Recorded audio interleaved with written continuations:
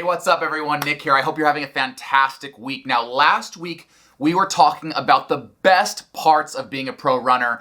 Obviously, it's a kick-ass job, and I talked a lot about just how incredible it was being a pro runner for 12 years. If you didn't see that video, I'll link it right here. But I wanted to talk about the negative aspects of being pro runner. There are some things that are really, really hard about the job, and I tend to be a positive guy and try to overlook the negative things in most situations.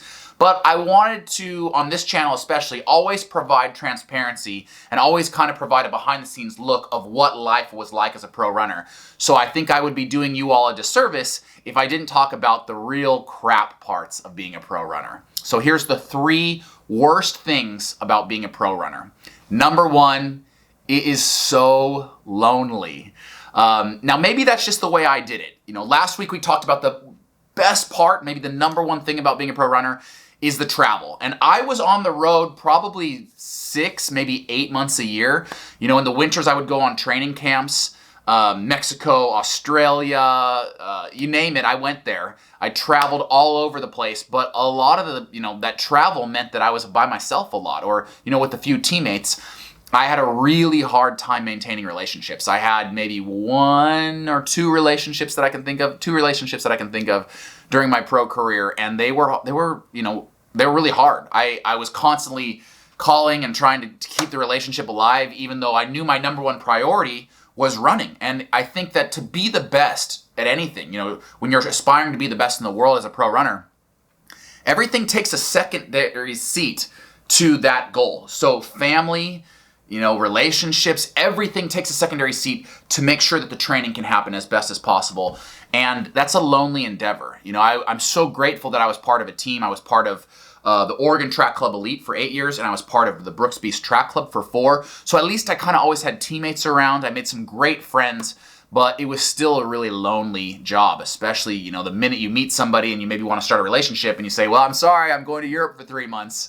It really puts a cramp in your dating lifestyle. So I would say that was a tough one for me.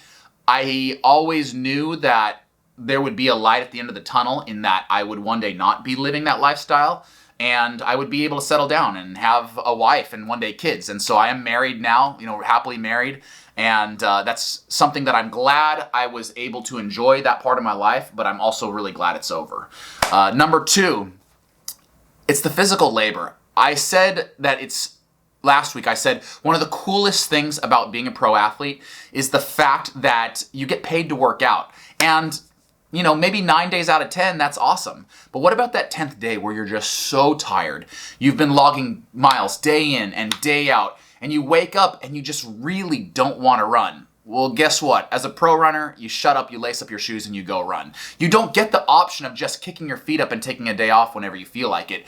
If it's written down, if coach has prescribed it for you, you need to get that workout done.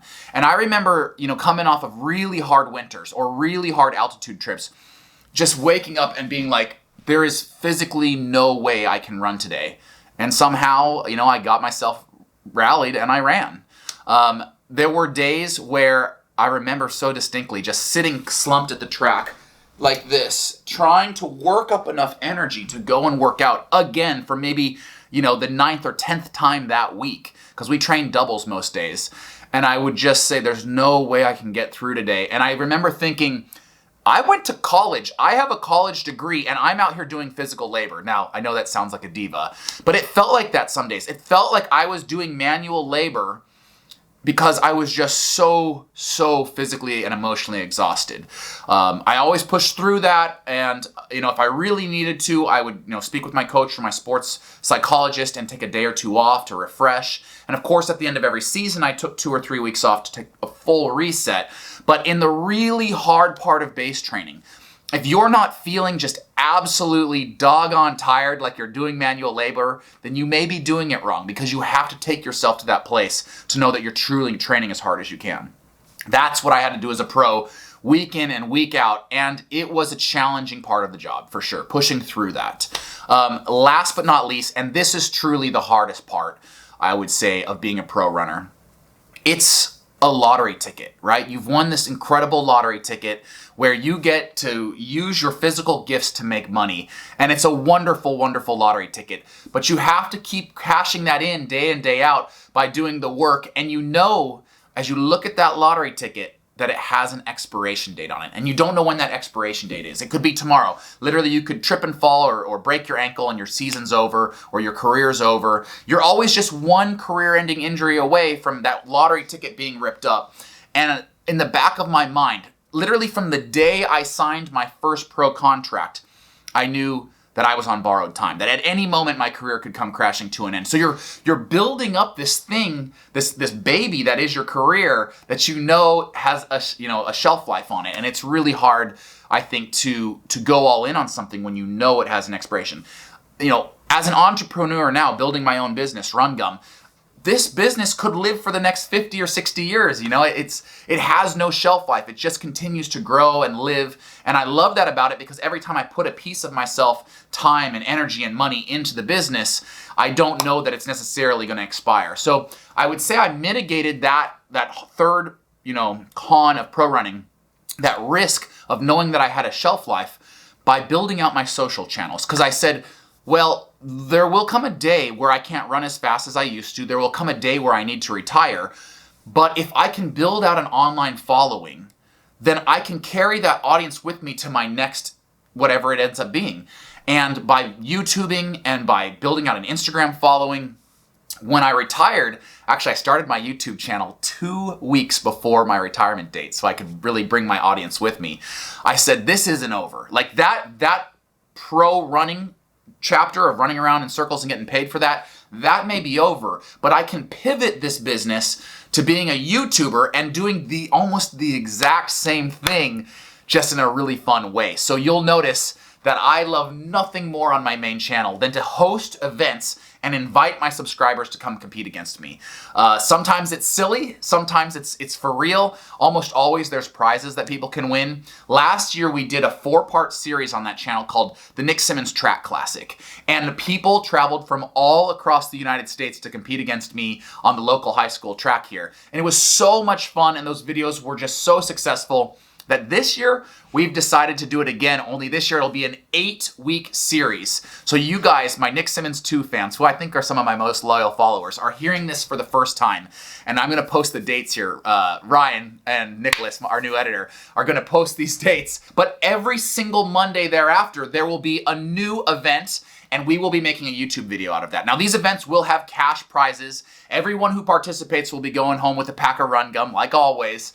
But they will also be featured in a weekly YouTube video. Those videos will drop on my main channel, Nick Symmonds, every single Sunday at 9 a.m. So it's an 8-week series, and it's like I'm back running a track season again. You know, for 20 years I competed in track and field, 12 as a pro.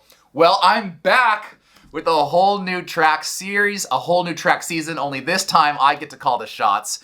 And so it's kind of like that pro running career almost never ended for me. I know it has to end for a lot of people, but for this guy, the YouTuber that loves nothing more than meeting up with people and making YouTube videos, it never ended. So I hope to see some of you at those events.